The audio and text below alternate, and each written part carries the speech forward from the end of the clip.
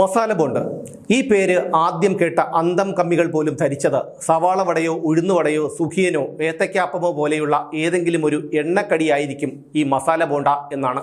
എന്നാൽ മസാല ബോണ്ടയല്ല, പിണറായി സർക്കാരിൻ്റെ ഒരു വൻ അഴിമതിയാണ് മസാല ബോണ്ട് എന്ന് കേരള സമൂഹം തിരിച്ചറിഞ്ഞത് സർക്കാർ പരമരഹസ്യമായി നടത്തിയ ഈ ഇടപാട് പ്രതിപക്ഷ നേതാവായിരുന്ന രമേശ് ചെന്നിത്തല പുറത്തു കൊണ്ടുവന്നപ്പോഴായിരുന്നു. പക്ഷേ പിണറായി സർക്കാരിൻ്റെ പല അഴിമതികൾക്കും തടയിട്ട ചെന്നിത്തലയ്ക്ക് പോലും ഈ അഴിമതി തടയാൻ കഴിഞ്ഞില്ല.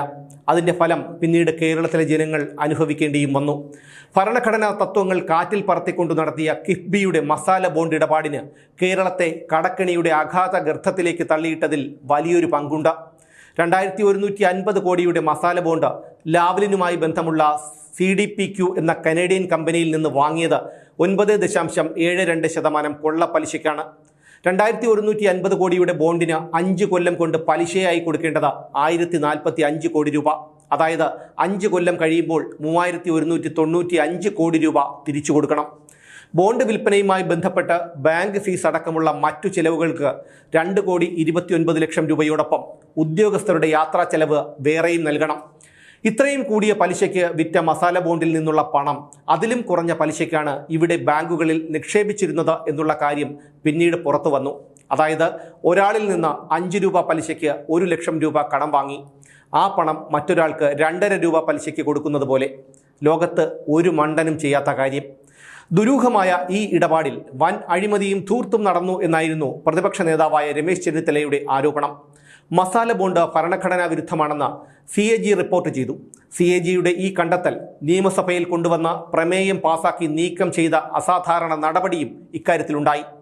മുഖ്യമന്ത്രി Pinarayi Vijayan 2019 May 18 London stock എക്സ്ചേഞ്ചിൽ മസാല ബോണ്ടുകൾ പുറത്തിറക്കിക്കൊണ്ടുള്ള മണിമുഴക്കി. കേരളം ചരിത്ര നേട്ടം കൈവരിക്കുന്നു എന്നൊക്കെ പറഞ്ഞ സർക്കാരും അന്തം കമ്മികളും ഇത് ആഘോഷിച്ചു. എന്നാൽ പ്രതിപക്ഷ നേതാവ് രമേശ് ചെന്നിത്തലയുടെ നിലപാട് വ്യത്യസ്തമായിരുന്നു.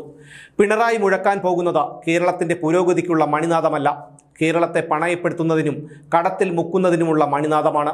അതോടൊപ്പം കേരളം കണ്ട ഏറ്റവും വലിയ അഴിമതിയുടെ മണിനാദമാണിത്. ഇങ്ങനെയായിരുന്നു ചെന്നിത്തല തുറന്നടിച്ചത്.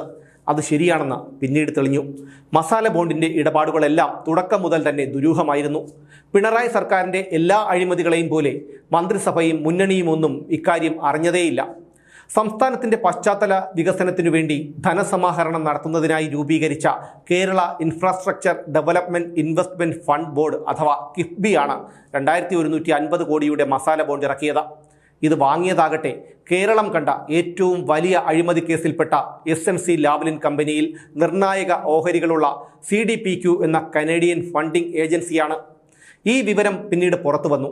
പിണറായി വിജയൻ പ്രതിയായ ലാവ്ലിൻ കേസ് ഇപ്പോഴും സുപ്രീം കോടതിയുടെ മുമ്പിലുണ്ട് എന്നുകൂടി അറിയണം.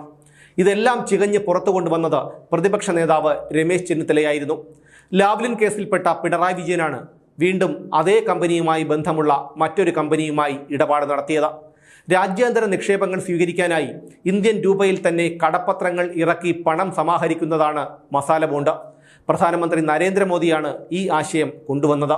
പക്ഷേ BJP ഭരിക്കുന്ന സംസ്ഥാനങ്ങൾ പോലും മസാല ബോണ്ടിൻ്റെ പിന്നാലെ പോയില്ല. അതിലേക്ക് ആദ്യം എടുത്തുചാടുന്ന സംസ്ഥാനം കേരളമായിരുന്നു. കോൺഗ്രസിൻ്റെ ലിബറൽ നയങ്ങളെ ശക്തമായി എതിർക്കുന്ന CPM BJPയുടെ സാമ്പത്തിക നയങ്ങളെ 2 കൈയും നീട്ടി സ്വീകരിച്ചു എന്നത് മറ്റൊരു വിരോധാഭാസം. HDFC ബാങ്കും നാഷണൽ ഹൈവേ അതോറിറ്റി ഓഫ് ഇന്ത്യയും നാഷണൽ തെർമൽ പവർ കോർപ്പറേഷനും മുമ്പ് മസാല ബോണ്ടുകൾ ഇറക്കിയിരുന്നു.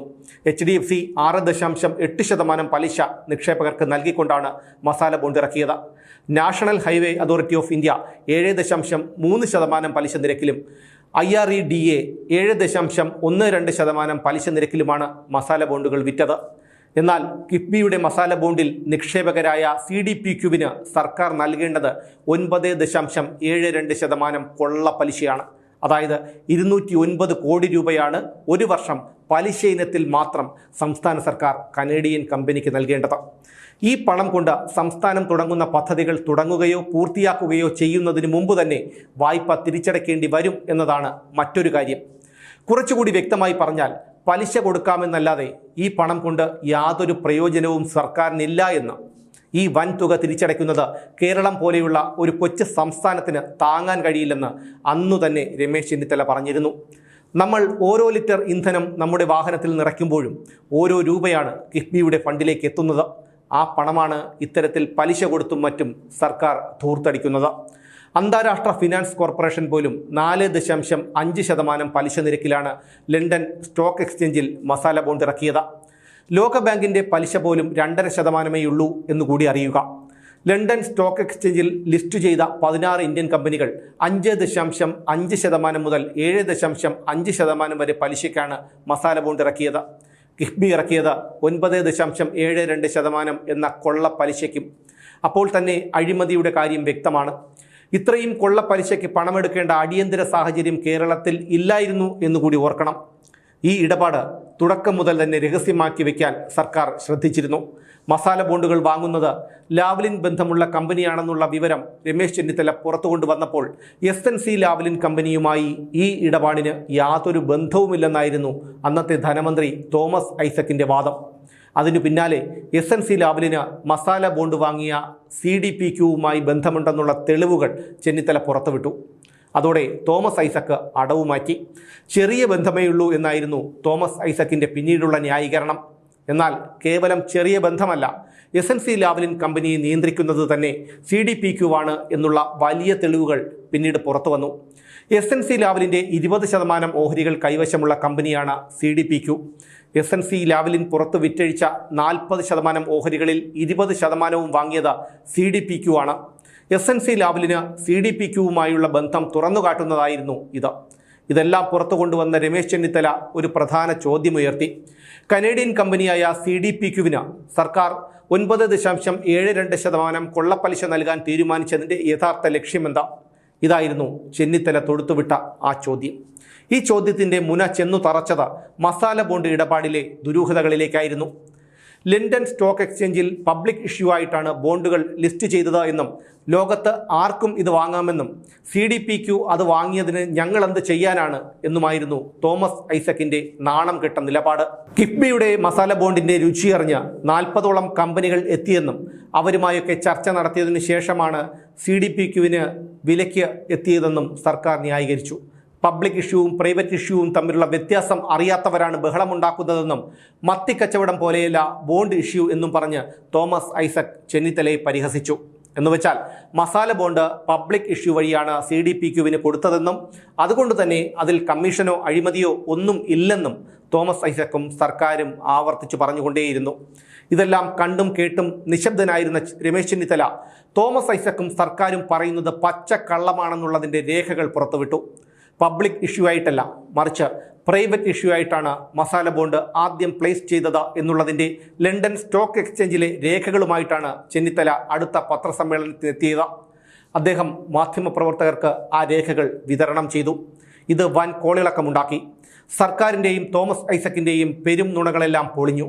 പക്ഷേ നാണമെന്ന വികാരത്തെക്കുറിച്ച് കേൾവി പോലും ഇല്ലാത്തതുകൊണ്ട് തോമാച്ചനും സർക്കാരിനും അതൊന്നും പ്രശ്നമായതേയില്ല. CDPQവിൻ്റെ ആസ്ഥാനമായ കാനഡയിലെ ക്യൂബക് പ്രവിശ്യയിലാണ് മസാല ബോണ്ട് പ്രൈവറ്റ് പ്ലേസ്മെൻറ്റ് നടത്തിയത് എന്ന രഹസ്യവും ഇതിനിടയിൽ പുറത്തു വന്നു. CDPQ മസാല ബോണ്ട് വാങ്ങിയത് അവിടെ നിന്നാണെന്നുള്ള വിവരവും രമേശ് ചെന്നിത്തല വെളിപ്പെടുത്തി. പ്രൈവറ്റ് പ്ലേസ്മെൻറ്റ് നടത്തി മസാല ബോണ്ട് വിൽപ്പന നടത്തിയ കാര്യം പരമ രഹസ്യമാക്കി വെച്ചതിനു ശേഷം പബ്ലിക് ഇഷ്യൂ ആയിട്ടാണ് നടത്തിയത് എന്ന് പച്ചക്കള്ളം പറഞ്ഞത് എന്തിനാണ്?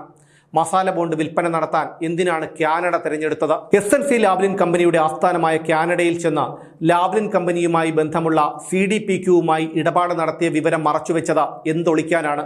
ചെന്നിത്തല ഈ ചോദ്യങ്ങൾ ഉയർത്തിയപ്പോൾ കേരള സമൂഹം ഈ ചോദ്യങ്ങൾ ആവർത്തിച്ച് ചോദിച്ചുകൊണ്ടേയിരുന്നു.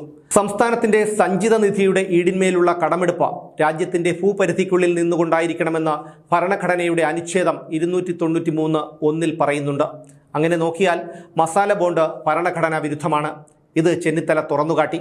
പിന്നീട് CAGയും ഇത് ശരിവെച്ചു. ഇതോടെ മസാല ബോണ്ടിൻ്റെ കടമെടുപ്പിന് റിസർവ് ബാങ്കിൻ്റെ അനുമതി ഉണ്ടെന്നായി സർക്കാരിൻ്റെ വാദം.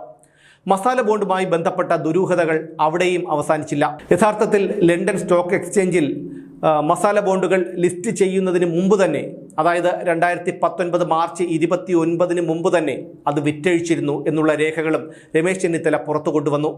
ആ ഇടപാടിലെ പണവും കിഫ്ബിക്ക് കിട്ടിയിരുന്നു. വിൽപ്പനയും നടത്തി പണവും വാങ്ങിയ ശേഷം 1 മാസം കഴിഞ്ഞ് 2019 ഏപ്രിൽ 1 ലണ്ടൻ സ്റ്റോക്ക് എക്സ്ചേഞ്ചിൽ ലിസ്റ്റ് ചെയ്തത്.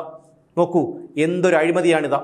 അതിനുശേഷം സ്റ്റോക്ക് എക്സ്ചേഞ്ചിൽ ചെന്ന് നീല കോട്ടുമിട്ട് പാട്ടക്കസേരയിലിരുന്ന് പിണറായി വിജയൻ മണിയടിച്ചത് പിന്നെയും ഒരു മാസം കഴിഞ്ഞ് മെയ് 17-ന്. അതായത് കാനഡയിലെ ക്യൂബക്കിൽ രഹസ്യമായി ചെന്ന് CDPQ എന്ന കമ്പനിക്ക് വേണ്ടി പ്രൈവറ്റ് ഇഷ്യൂ നടത്തിയതിനു ശേഷം ജനങ്ങളുടെ കണ്ണിൽ പൊടിയിടാൻ ലണ്ടൻ സ്റ്റോക്ക് എക്സ്ചേഞ്ചിൽ പോയി പബ്ലിക് ഇഷ്യൂ എന്ന പൊറാട്ട് നാടകം കളിക്കുകയായിരുന്നു സർക്കാർ. അതിൽ മുഖ്യവേഷം കെട്ടിയാടിയത് നീലക്കോട്ടിട്ട് മടക്കുന്ന പാട്ടക്കസേരയിലിരുന്ന പിണറായി വിജയനും.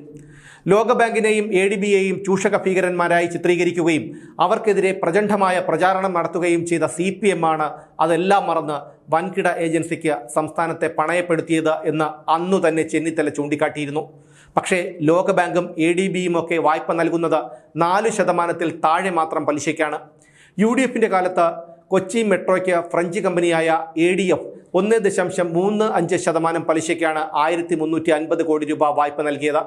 വാട്ടർ മെട്രോയ്ക്ക് ജർമ്മൻ കമ്പനിയായ KSW 1.55% പലിശ നിരക്കിലാണ് 582 കോടി രൂപ വായ്പ നൽകിയത്. കൊള്ളപ്പലിശയ്ക്ക് കടമെടുക്കുന്നത് ദൂരവ്യാപകമായ പ്രത്യാഘാതങ്ങളാണ് കേരളത്തിൻ്റെ സാമ്പത്തിക മേഖലയിൽ ഉണ്ടാക്കുന്നത് എന്ന് അന്നു തന്നെ രമേശ് ചെന്നിത്തല പറഞ്ഞിരുന്നു. മസാല ബോണ്ടിനോടൊപ്പം കിഫ്ബി വാങ്ങിയ മറ്റു കടങ്ങളും തിരിച്ചടയ്ക്കാനായി വീണ്ടും വായ്പ എടുക്കേണ്ടി വരും. കാരണം സർക്കാരിൻ്റെ പൊതുകടം ഓരോ വർഷവും കൂടിക്കൂടി വരികയാണ്. എന്നാൽ ധനാഗമ മാർഗങ്ങൾ ചുരുങ്ങുകയും ചെയ്യുന്നു. കടമെടുത്ത പണവും പലിശയും തിരിച്ചടയ്ക്കുന്നതിൽ കിഫ്ബി വീഴ്ച വരുത്തിയാൽ സർക്കാർ ഗ്യാരണ്ടിയിൽ കൂടുതൽ പണം കടമെടുക്കേണ്ടി വരും. അതാകട്ടെ സംസ്ഥാനത്തിൻ്റെ സാമ്പത്തിക മേഖലയെ തകർത്ത് തരിപ്പണമാക്കുകയും ചെയ്യും. വലിയ അടിസ്ഥാന വികസന പ്രവർത്തനങ്ങൾക്ക് വൻതോതിൽ ഭൂമി ഏറ്റെടുക്കേണ്ടതായി വരും. പക്ഷേ മസാല ബോണ്ടുകളിൽ നിന്നുള്ള പണം കൊണ്ട് ഭൂമി വാങ്ങാൻ പാടില്ല എന്ന് റിസർവ് ബാങ്കിൻ്റെ നിബന്ധനയുണ്ട്. അതുകൊണ്ട് തന്നെ ഭൂമി ഏറ്റെടുക്കാൻ വേറെ പണം കണ്ടെത്തേണ്ടി വരും. ഈ വാങ്ങിയ കടമൊക്കെ എങ്ങനെ അടച്ചു തീർക്കുമെന്ന് പിണറായി വിജയനോ തോമസ് ഐസക്കിനോ പോലും അറിയില്ല. കേരളം കടുത്ത സാമ്പത്തിക പ്രതിസന്ധിയിൽ ചെന്ന് വീഴുമെന്ന അന്നു തന്നെ രമേശ് ചെന്നിത്തല മുന്നറിയിപ്പ് നൽകിയിരുന്നു. അത് സത്യമാകുകയും ചെയ്തു. 2016-ൽ 1,53,000 കോടി കടമുണ്ടായിരുന്ന കേരളം 10 വർഷങ്ങൾക്കിപ്പുറം 2016 ആകുമ്പോഴേക്കും പൊതുകടം 6 ലക്ഷം കോടിയാക്കി വർദ്ധിപ്പിച്ചിരിക്കുന്നു. ഇനി കടം വാങ്ങാൻ ആരുമില്ല. തമിഴ്നാട്ടിൽ നിന്ന് ആഴ്ചപ്പിരിവിന് പണം കൊടുക്കുന്ന ഭൂതലിംഗം അണ്ണാച്ചി പോലും സർക്കാർ കടം ചോദിക്കുമെന്ന് പേടിച്ച് അതിർത്തി കടന്നു വരാത്ത അവസ്ഥയാണ് ഇപ്പോൾ കേരളത്തിൽ. കടം വർദ്ധിപ്പിക്കുന്ന കാര്യത്തിൽ മാത്രമാണ് പിണറായി വിജയൻ വികസനം നടത്തിയത്. ഈ അഴിമതി കഥകൾ നിലയ്ക്കുന്നില്ല, തുടരും.